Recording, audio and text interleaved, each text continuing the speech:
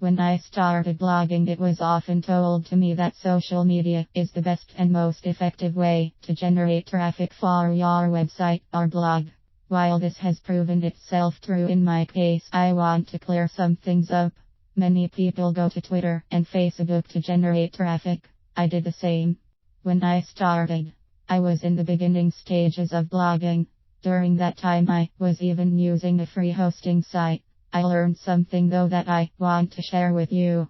Twitter does not produce results like Facebook, Pinterest, and other social media platforms. Read further to find out why. How you can counter this and what to do to bring traffic to your website from social media platforms. As a baby blogger, I used Twitter solely to generate traffic to my blog. I posted links to my posts, asked people for retweets and favorites. I thought that because I had nearly 2,000 followers, I would get a lot of traffic for this. Boy, was I wrong. This is not to say that results like mine apply to everyone. If you are more popular on Twitter than I was, you could definitely get some leads. This article, however, is for the people who do not have millions of followers and do not have the time to get a million followers. Twitter doesn't generate as much traffic as other platforms for three main reasons. The first of which is that your tweets get buried in people's feeds. Most people are following hundreds, even thousands of other Twitter users, and all these users are posting. So when you post a tweet, how long do you think that tweet stays in a place where it will be noticed by the followers? The answer is about 2 minutes. When you post, you have about 2 minutes for each of your followers to notice your post and follow said link to your website. Now if you have 2,000 followers, as I did, only a couple hundred on Twitter at a given time, possibly less. Out of these 100, how many are going to notice and click your link? Less than 50 in most cases, in other cases absolutely none. Disappointing. The second reason is character limit. You have 140 characters to write a catchy line or two and post your link.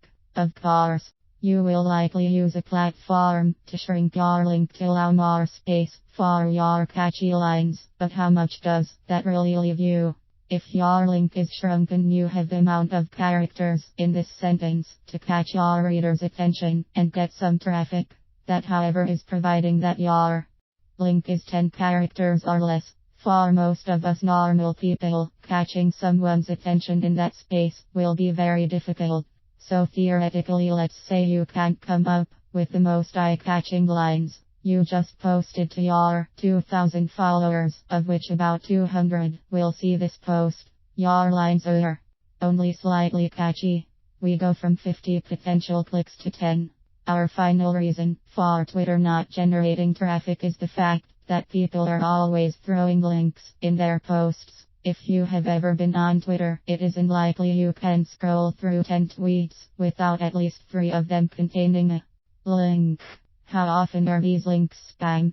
Well, that depends on who you follow. But let's say your followers get a lot of links thrown at them. No one really has time to go through all of those links. So your followers pick the ones that best suit their interests and have a catchy line with it. If your line isn't catchy, you just eliminated half of those 10 potential clicks. That leaves you with 5 views. This is just an example. Your case may lead to more views or less. I am just showing you how this works. Now you might be wondering, well, how do I counter this on Twitter?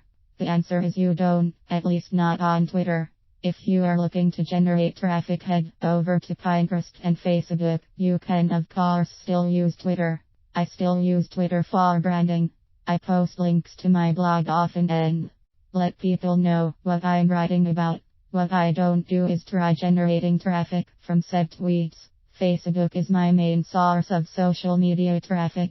You can create a Facebook page to your blog and post links there.